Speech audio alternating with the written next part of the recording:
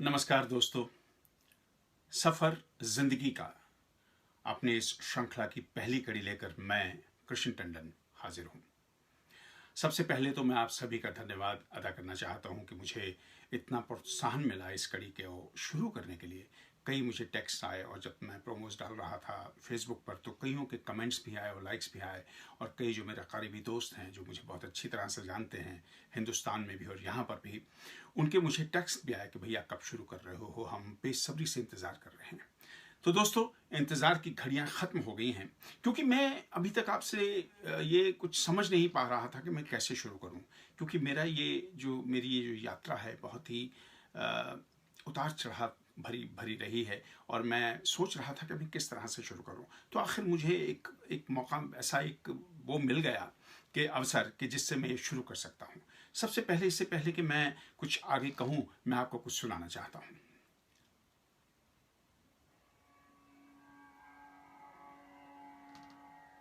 ये धुन, मुझे विश्वास है कि आप सभी लोग इस धुन को पहचानते होंगे। जी हाँ, यह आकाशवाणी की सिग्नेचर ट्यून है।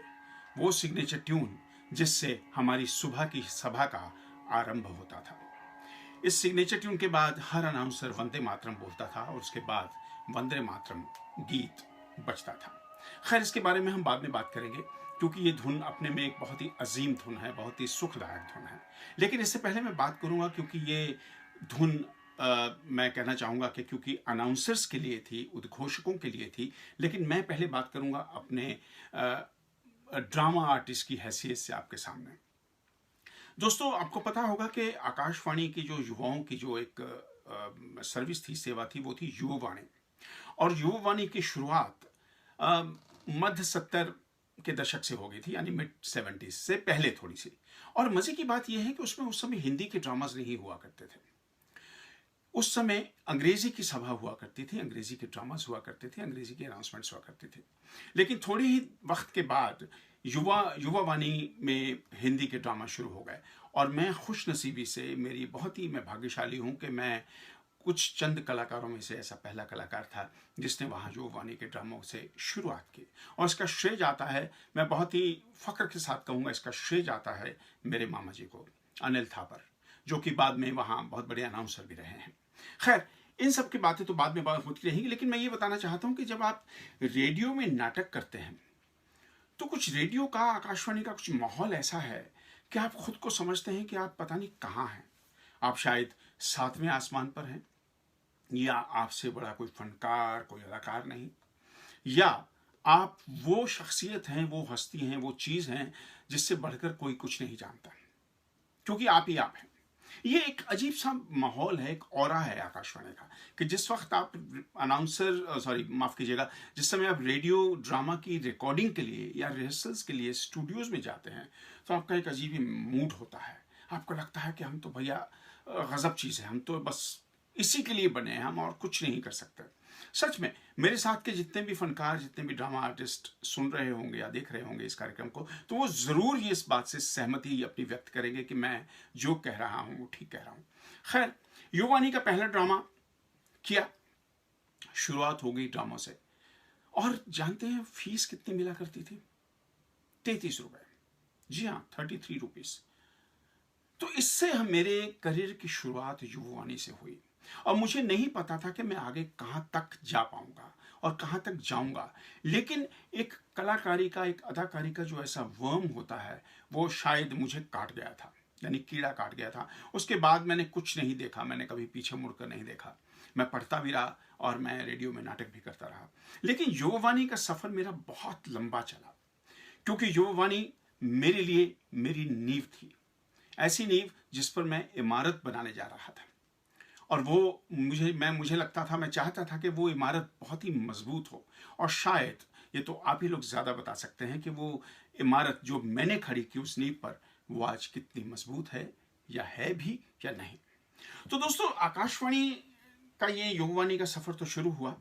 अंग्रेज़ी की तरफ तो हम देखते भी नहीं थे, क्योंकि माशाल्लाह अंग्रेज़ी बहुत ही उम्दा थी कि hi, hello, good, thank you very much, इसके अलावा शायद हम कुछ बोल भी नहीं पाते थे, क्योंकि दिल्ली का माहौल ऐसा था।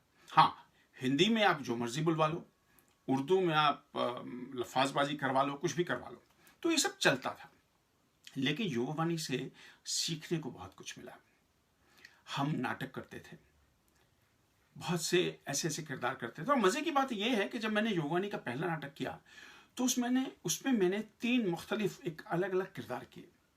तो मेरे लिए सबसे बड़ी चुनौतीपूर्ण बात यह थी कि मुझे 3 आवाजें निकालनी थी, अलग अलग आवाजें, और तीनों कैरेक्टर डिफरेंट थे। और मैं सोच रहा था कि ये मेरा पहला नाटक है, कैसे होगा। लेकिन पता नहीं क्यों एक विश्वास और एक अंदर की लगन, इसने मुझे ऐसा कुछ सिखाया कि मैंने 3 आवाजें निकाली। और जिस समय वो अनाउंसर वो प्रोग्राम जब चला रेडियो पर, और अनाउंसर ने जब उस प्रोग्राम की, उस आकाशवाणी के उस नाटक की, युवावाणी के उस नाटक की घोषणा की, कुछ नहीं बताया, सिर्फ कलाकारों के नाम बताए। और समापन के बाद ये कहा गया कि 3 अलग अलग कलाकारों को की आवाजें निकालने वाले कलाकार कृष्णकांत टंडन। और मेरे लिए वाकई वो बहुत फख्र की बात थी, बहुत बड़ी बात थी मेरे लिए कि पहला नाटक और 3 मुख्तलिफ आवाजें। मैं यार क्या कर रहे हो यार। बस सुनो, मैं तुमसे पहले भी कह चुका हूं, ये एक बेस में एक ऐसा टोन था जो कैरेक्टर बेस में ही बोलता था, अजीब तरह की टोन निकालते हुए। और एक था बूढ़े का, अरे भैया मुझे माफ करना, मतलब जनाब हंगल साहब की तरह का।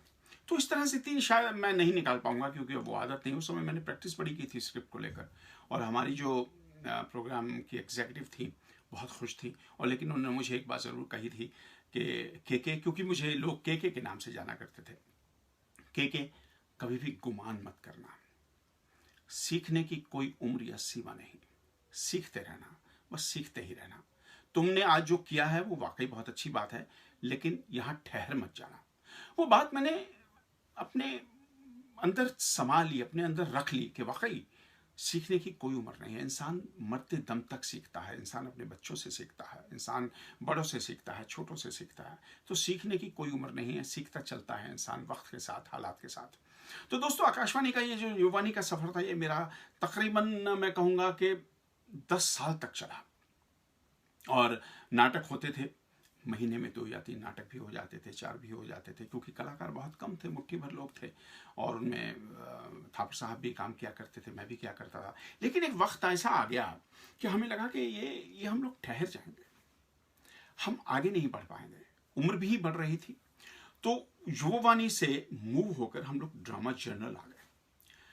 ड्रामा जर्नल एक बहुत ही नाटक का एक बहुत बड़ा हमारा सर्विस थी, सेवा थी, जहां बड़े बड़े लोग, उन दिनों बहुत नामचीन लोग काम किया करते थे, बहुत ही बड़े बड़े लोग, मंजू मैनी, राम मैनी जैसे दिग्गज कलाकार आया करते थे। और उनको जब हम देखते थे कि वो ड्रामा की रिहर्सल करके स्टूडियो से निकल रहे हैं, तो हमें ये होता था, हम उनके सामने झुक के, कैसे हैं सर, कैसे हैं सर।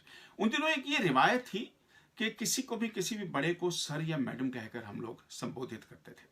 इवन अपने प्रोग्राम एग्जीक्यूटिव्स या ऑफिस की जो अधिकारी हैं, उनको भी हम सर या मैडम कहा करते थे। कोई नाम नहीं लेता था, या कोई मिसेस करके या मिस्टर करके कोई उन्हें बुलाता नहीं था। और हम तो थे ही छोटे से कलाकार। तो ये दौर ये चलता रहा, जब ये सिलसिला चलता रहा, तो जब हम ड्रामा जर्नल के ऑडिशन के लिए मैंने फॉर्म भरा, तो मुझे एक विश्वास था कि मैं तैयार हूँ, मुझे कॉन्फिडेंस है। तो मुझे कुछ लोगों ने कहा, युवावाणी के कुछ लोगों ने भी कहा, ये बात मैं कर रहा हूँ कि अभी युवावाणी में मुझे 3 या 4 साल हुए थे, ये बात मैं कर रहा हूँ तब की। लेकिन जब मैं ड्रामा ऑडिशन के लिए जाने लगा, तो सबसे पहले मुझे जो रोका गया वो थे थापर साहब, मेरे मामा जी। उन्होंने कहा कि तुम अभी तैयार नहीं हो, ड्रामा जर्नल के लिए बहुत प्रैक्टिस की ज़रूरत है, आवाज़ में बहुत ठहराव, बहुत मॉड्यूलेशन, तलफ़ुज़, ये सब बहुत कुछ देखते हैं। और वो सबसे बड़ी बात ये है कि वो लोग तुम्हें एक सिचुएशन दे देंगे, कि आपको ये सिचुएशन देते हैं कि आप सड़क पर खड़े हैं मिसाल के तौर पर, और वहाँ से कुछ हो जाता है, तो आप किस तरह से रिएक्ट करेंगे। इम्प्रोवाइज़ करना होगा आपको माइक पर, बिना एक्शन के, सिर्फ और सिर्फ आवाज़ के माध्यम से। एक बहुत बड़ी चुनौती थी हम जैसे लोगों के लिए, क्योंकि हम आकाशवाणी में काम करते थे, हम रेडियो के माध्यम में थे, ना कि स्टेज के माध्यम में। तो मुझे लगा कि नहीं, मैं एक थोड़ा सा शायद ओवर कॉन्फिडेंट था, तो मुझे लगा नहीं। और मैं साहब उस ऑडिशन में फेल हो गया। उस ऑडिशन में जब मैं फेल हुआ, तो एक बहुत बड़ा मुझे सदमा था। मुझे लग रहा था कि मुझे आकाश से उठाकर किसी ने ज़मीन पर पटका है, बहुत चोट लगी थी। लेकिन कुछ लोग ऐसे थे मेरे चाहने वाले, जो मुझे प्यार करते थे, उन्होंने कहा कि कुछ नहीं है, एक बार, दूसरी बार, तीसरी बार। यहां पर कोई ऐसी कोई सीमा थोड़ी है कि तुम दोबारा ऑडिशन नहीं दे सकते, लेकिन इतना जरूर था कि आप 6 महीने तक दूसरी ऑडिशन नहीं दे सकते। तो 6 महीने बहुत होते हैं तैयारी करने के लिए। तो जनाब लग गए। लेकिन देखिए मजे की बात और ये मैं आपको बताऊं कि ड्रामा जनरल में फेल हो गए और ईएसडी यानी एक्सटर्नल सर्विसेज डिवीजन के उर्दू सर्विस में पास हो गए। है ना हैरानी की बात। क्यों? शायद हिंदी की बजाय उर्दू का उच्चारण बेहतर था, क्योंकि उर्दू से मुझे शुरू से ही लगाव रहा है। हालांकि मैं उर्दू लिखना और पढ़ना नहीं जानता हूं, लेकिन न जाने क्यों मुझे लगता है उर्दू एक बहुत ही मीठी जबान है। इसमें बहुत तहजीब है, इसमें बहुत सॉफ्टनेस है। आप किसी से अगर उर्दू में बात करते हैं तो ऐसा लगता है आप दिल छू रहे हैं, वो दिल को लगती है। अगर आप उर्दू में किसी को गाली भी देते हैं तो वो भी ऐसा लगता है कि मखमल में लपेट कर मारी हुई गाली है। तो मैं आपको एक ये मिसाल दे रहा हूं, क्योंकि और मैं उर्दू में जब पास हुआ एक्सटर्नल सर्विसेज डिवीजन के उर्दू ड्रामा में, तो वहां पर किसी ने कह दिया कि भैया ऐसा है, आप पास हो गए हो, आपकी आवाज़ अच्छी है, आप अच्छा बोलते हो, आपका उच्चारण बहुत अच्छा है, तलफ़ुज़ बहुत उम्दा है, लेकिन यहाँ पर जो स्क्रिप्ट्स आती हैं जो ड्रामा करने के लिए वो उर्दू में आते हैं, क्योंकि ये उर्दू सेवा है। अब साहब हमारी तो जान निकल गई। हमने कहा ये तो बहुत बड़ा मसला है। तो हम सोच में पड़ गए। हमने कहा सर उर्दू लिखना पढ़ना तो नहीं आता है। तो बड़ी हैरानी से बोले। तो कहती जब स्क्रिप्ट आपको उर्दू में दी गई थी ड्रामा ऑडिशन के लिए, क्योंकि वो स्क्रिप्ट भी उर्दू में थी, तब आपने वो कैसे पढ़ी? मैंने कहा सर मैंने तो वो स्क्रिप्ट उर्दू की पढ़ी ही नहीं, मैंने तो उसे हिंदी में लिखवा लिया था। तो थोड़ा सा खफा तो ज़रूर हुए, उन्हें लगा कि शायद ये थोड़ी सी धोखाधड़ी हुई है। तो ये मैं प्रोग्राम एग्जीक्यूटिव की बात कर रहा हूँ जो मुझसे बात कर रहे थे। तो उन्होंने कहा अच्छा आपने उसको उर्दू में नहीं पढ़ा तो किसने उसको हिंदी में लिखा? तो मैं सोच रहा था कि अगर मैंने उस शख्स का नाम ले दिया तो शायद वो कहीं मुश्किल में ना आ जाए। तो मैंने कहा साहब बस यहाँ पर कोई थे, मुझे याद नहीं है, वो कुछ लिख रहे थे, तो मैंने उनसे कहा कि आप मेरी स्क्रिप्ट लिख दीजिए। तो उन्होंने कहा ठीक है मैं कर देता हूँ। मैंने कहा शायद वो कोई उर्दू के ही ऑडिशन के लिए कोई कलाकार थे जो आए हुए थे। तो वो मुझे देख के हंसने लगे। मुझे कहते के हो तो चालाक, लेकिन तुम्हारी ईमानदारी, तुम्हारी सच्चाई मुझे अच्छी लगी। बहुत अच्छा लगा सुनकर कि तुमने सच बोल दिया, क्योंकि अगला ड्रामा आने वाले कुछ हफ्तों में जो आने वाला है, होने वाला है, उसकी स्क्रिप्ट उर्दू में है। अगर तुम मुझे उस वक्त ये बोलते कि सर मैं तो उर्दू नहीं पढ़ सकता, तो मैं यहां से तुम्हें ब्लैकलिस्ट करवा देता कि पता नहीं तुम किसकी सिफारिश से आए हो, कि तुमने उर्दू की स्क्रिप्ट कैसे पढ़ी, किससे लिखवाई, किससे तर्जुमा करवाया, वगैरह वगैरह। तो वो बहुत मुतासिर हुए। उन्होंने कहा ठीक है तुम आगे 2 हफ्ते में, आने वाले 2 हफ्तों में मैं तुम्हें बताऊंगा। एक स्क्रिप्ट आ रही है जिसका हमें रेडियो में जैसे प्ले करना है, तो उसमें 5-6 लोग होंगे, लेकिन बहुत बड़े बड़े लोग हैं जो उर्दू के आलिम फाजिल हैं, और उनके साथ तुम्हें करना होगा। तो काफ़ी प्रैक्टिस तुम्हें करनी पड़ेगी। हाँ ऑफ कोर्स उसकी रिहर्सल्स होंगी, स्टूडियो रिहर्सल्स। अब साहब ये मेरा मनोबल बढ़ा गई। इस बात से मैं इतना खुश हुआ, मैं वो पल भर के लिए ये भूल गया कि मैं ड्रामा जनरल की ऑडिशन फेल कर चुका हूं, क्योंकि मेरे लिए ये बहुत बड़ी उपलब्धि थी। वो इसलिए क्योंकि मुझे ड्रामा हिंदी में मैं फेल हो गया, लेकिन ड्रामा उर्दू में मैं पास हो गया। सोचिए आप, एक कितना बड़ा स्टेप फॉरवर्ड था मेरे लिए। यानी एक मंजिल छोड़कर मैं दूसरी मंजिल पर चढ़ गया था। किस तरह चढ़ा था, कैसे चढ़ा था, कौन था, मेरा भाग्य था या क्या था, मैं नहीं जानता, लेकिन ये हुआ। और इसने जब मेरे मामा जी को, ये थापर साहब को पता लगा कि भाई मैं उर्दू में पास हो गया हूं, तो उन्हें बड़ी हैरानी हुई। कहते यार मुझे समझ नहीं आता कि तू कब क्या कर जाता है, तू कब संजीदा है, कब नहीं है, कब तू काम करना चाहता है, कब तू काम नहीं करना चाहता। मैं सोच सोच के पागल हो जाता हूँ। जब तुझे देखो तू घर से निकलता है तो तेरे लिए और कोई जगह नहीं, तू आकाशवाणी में होता है। तू कभी किसी के साथ बैठा बातें कर रहा है, कभी किसी से कुछ सीख रहा है, कभी किसी की स्क्रिप्ट सुन रहा है। तो मतलब बड़े हैरान थे वो। लेकिन जी हाँ, ये सच्चाई है कि मेरी यही दिनचर्या हुआ करती थी कि मैं सुबह 10 या 11 बजे आकाशवाणी चला जाया करता था और वहाँ सारा दिन रहता था। कुछ ऐसे दोस्त बन गए जो भी वहाँ मेरी ही तरह के लोग थे, बिल्कुल मेरी तरह, ऐसे कि जैसे यही हमारा डेरा है, यही हमारा बसेरा है, यही हमारा खाना है, यही हमारा पीना है और यहाँ तक कि यही हमें मरना है। तो ये दौर साहब चलता रहा। उर्दू में कामयाबी मिलने लगी, उर्दू ड्रामा में बहुत ड्रामे किए। फिर उसके बाद 6 महीने नहीं, मैंने 6 महीने के बाद की जो अगली ऑडिशन थी, यानी 1 साल के बाद मैंने जब ड्रामा ऑडिशन में ऑडिशन दिया ड्रामा चैनल में, तो मैं खुशकिस्मती से उसमें पास हो गया। तो मेरे लिए अगेन एक बहुत बड़ी बात थी कि भाई अब मैं आकाशवाणी के 3 drama section, Yuvavani, drama journal और उर्दू, मैं तीनों में पास हो चुका हूँ। अब मैं तीनों में अपनी प्रतिभा दिखा सकता हूँ, डिफरेंट नाटक कर सकता हूँ, क्योंकि तीनों ही अलग अलग एक मयार की चीज़ें थी, तीनों ही अलग अलग थे। युवावाणी जो थी उन दिनों मैंने कम कर दिया था करना, क्योंकि अब ऐसा नहीं था कि क्योंकि और लोग आ गए थे, काफ़ी नया ग्रुप आ चुका था जिन्होंने युवावाणी ज्वाइन कर ली थी, नए आर्टिस्ट आ गए थे।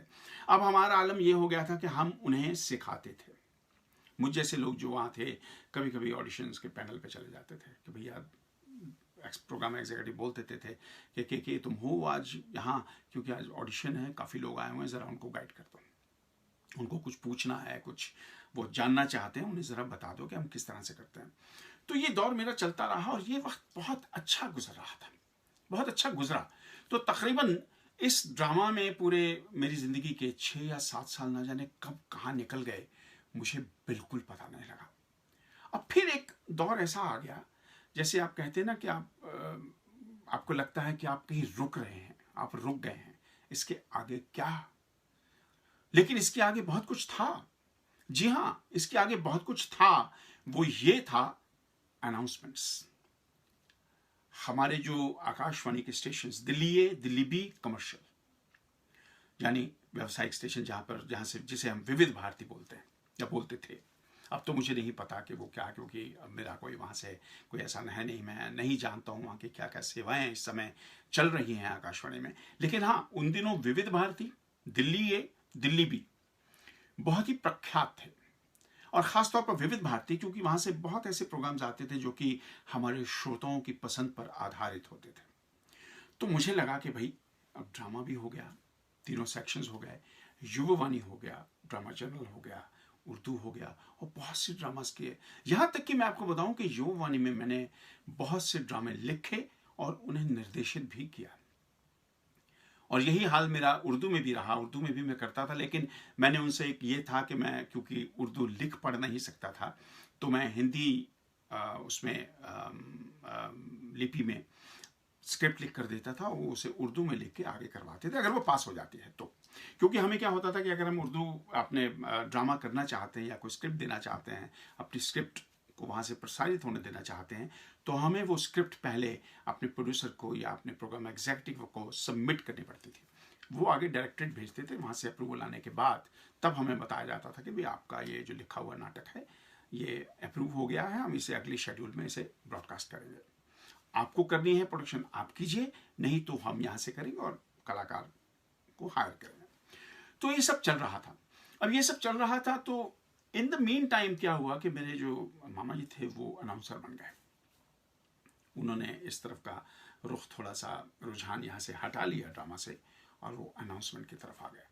अब ये मेरे लिए, मुझे ऐसा लगा क्योंकि वो ही हाथ पकड़कर मुझे वहाँ लेकर गए थे और ये मुझे लगा कि भाई अब ये तो आगे निकल गए, मैं वहाँ का वहाँ। तो ये एक अजीब सी कश्मकश मेरे अंदर चलने लगी कि के तू उनके साथ चला था, तो बिल्कुल उनके साथ साथ हम कदम था, आखिर क्यों तू पीछे रह गया? हालांकि मुझे खुशी थी और वो मुझे पल पल गाइड करते थे, मुझे बताते थे कि मुझे क्या करना चाहिए, क्या नहीं करना चाहिए। तो लेकिन इस सोच में ने मुझे काफ़ी थोड़ा सा परेशान करना शुरू कर दिया कि आखिर मैं करूं तो क्या करूं। तो हुआ ये कि मैंने सोचा कि क्यों ना भाई अब उर्दू की ऑडिशंस दे दी जाए, माफ़ कीजिएगा मेरा मतलब है अनाउंसर्स की ऑडिशन दे दी जाए। अब अनाउंसर की ऑडिशन कोई रोज़ तो होती नहीं। अब पता लगा कि एक ऑडिशन हो के चुकी है 1 महीना पहले, अब दूसरी ऑडिशन कब होगी इसका कुछ पता नहीं। अब इस सोच में कि भैया कहाँ से पता करें अनाउंसर्स की ऑडिशंस कब हैं और किस स्टेशन की ऑडिशंस हैं, दिल्ली की हैं या दिल्ली बी के लिए हैं या विविध भारती के लिए हैं।